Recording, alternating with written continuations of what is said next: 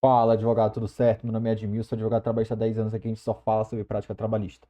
Na aula aqui de hoje a gente vai falar sobre uma ação simples, mas muito importante na área trabalhista e que tem várias possibilidades que você precisa ficar sabendo, que é uma ação de requerimento de verbas rescisórias, perfeito? O que a gente vai falar nessa aula aqui? Um resumo, como geralmente é uma audiência desse tipo, a conclusão e um processo prático aqui, para você analisar e verificar como é que funciona na prática. Tranquilo? Então tá. Antes de mais nada, fazer o convite para você conhecer nossa formação de advocacia trabalhista. Eu ensino todas as boas práticas que você tem que fazer no seu processo trabalhista. Então, elaboração da petição inicial, se tiver pela empresa contestação, audiência de instrução, impugnação, enfim, todos os atos processuais você vai estar aplicando boas práticas e, consequentemente, aumentando a sua chance de êxito no processo. Perfeito? Confere o link da descrição e a gente vai aqui para. Então, bora dar um resumo, né, de uma ação de verba rescisória. Primeiro, entendendo, né, o objeto da demanda, né? A ação que tem por objetivo cobrar verbas rescisórias não pagas. Aí, geralmente, ela é oriunda ou de uma demissão sem justa causa, o empregado ele foi demitido e a empresa não realizou os pagamentos. Pode ser também um pedido de demissão com verbas pendentes. Pode ser também uma rescisão indireta, então está requerendo a rescisão indireta, é devido às verbas rescisórias. Vai ter o término de contrato de trabalho por prazo determinado também é cabível verbas rescisórias. Perfeito? Quais são as verbas geralmente que são pleiteadas nesse tipo de ação? Saldo de salário, basicamente o valor, né, do mês que ele trabalhou no último mês, no caso. O aviso prévio, férias vencidas, se tiver, férias proporcionais, 13º proporcional, multa de 40% do FGTS, liberação das guias do FGTS para ele poder fazer o saque e do seguro-desemprego. Se ele também fazer direito, né, ao seguro-desemprego. É importante aqui também, nessa questão, de sempre pedir alternativamente a multa substitutiva, caso a empresa não forneça. Também é cabível a multa do 477 e multa do 467. São verbas que geralmente são pedidas na maioria das ações trabalhistas. Você tem que pedir também na, na sua ação de verbas rescisórias.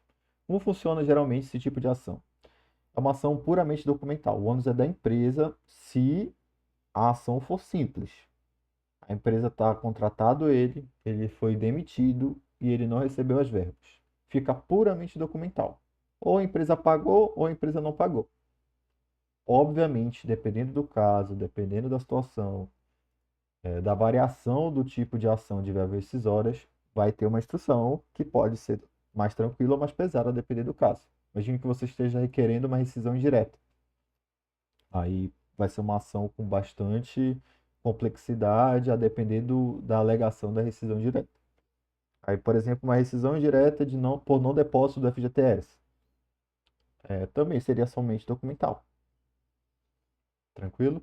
Obviamente, eu sempre recomendo para os alunos, mentorados, que você faça, quando você vai pedir rescisão direta, coloque vários motivos para tentar subsidiar o deferimento da rescisão direta. Exatamente porque se o juiz não acatar um, ele pode acatar outro e etc.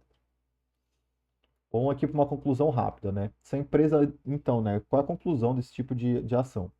Se a empresa não anexar os comprovantes claros e organizados, ela perde a ação. Tá entendendo? Então ela precisa juntar a documentação tanto do TRCT, que entregou as guias, que entregou a chave o cara sacar o FGTS dele e etc. O processo é simples, como eu falei, e possibilidade alta de conciliação. Por que uma possibilidade alta de conciliação? Se o vínculo empregatício já estiver configurado, ou uma alta probabilidade dele estar configurado, né? Existe. A empresa já tem uma certeza muito alta da probabilidade de condenação. Então, o advogado, se ele está atuando de forma adequada, eu até falo mais isso em advogando, né? No módulo advogando para reclamadas, que o advogado, sabendo dessa alta probabilidade, vai comunicar para o cliente e vai falar: olha, muito provavelmente você vai perder. A gente pode ter dois caminhos aqui. A gente vai recorrendo, mas você vai ter que muito provavelmente tirar o dinheiro do bolso para ficar recorrendo, garantir a execução eventualmente, ou a gente pode fazer o caminho mais adequado. A gente parcela essa condenação, às vezes até consegue diminuir, e coloca suaves parcelas para ele conseguir quitar durante o período. Então, assim, a chance existe de alta conciliação. Tranquilo? Vou dar um exemplo prático aqui para a gente dar uma olhada. Esse processo aqui nos fatos. O reclamante, né, vai falar sobre os fatos. O reclamante iniciou suas atividades para reclamar no dia 11 de novembro de 2021, exercendo a função de escolta amada. Em janeiro de 2023, foi dispensado sem cumprir aviso prévio, de maneira que teve seu contrato de trabalho rescindido de maneira imediata. O labor era prestado em horários variados, sendo que em alguns momentos o autor passava 15 dias viajando em escolta para a reclamada, bem como em outros era prestado em horários diurnos. A empresa não pagava ao reclamante o valor referente às diárias de viagem, apesar de previsto em convenção coletiva, conforme documento juntado aos atos. O reclamante, até o presente do momento, não recebeu os valores referentes às verbas rescisórias, bem como não houve depósito da multa dos 40% da FGTS e nem o mesmo depósito. Então, ele vai requerer aqui as verbas rescisórias não adimplidas, o recolhimento do FGTS, uma parcela que está disposto na CCT, na Convenção Coletiva de Trabalho, multa do 467 e multa do 477 e inversão do ônus. Tranquilo? Deixa eu dar uma olhada aqui na sentença bem rapidamente, só que foi procedente. Vamos dar uma olhada aqui. Ó, a reclamada anexou no ID tal documento titulado comprovante de pagamento de rescisão. Então a empresa teve que comprovar.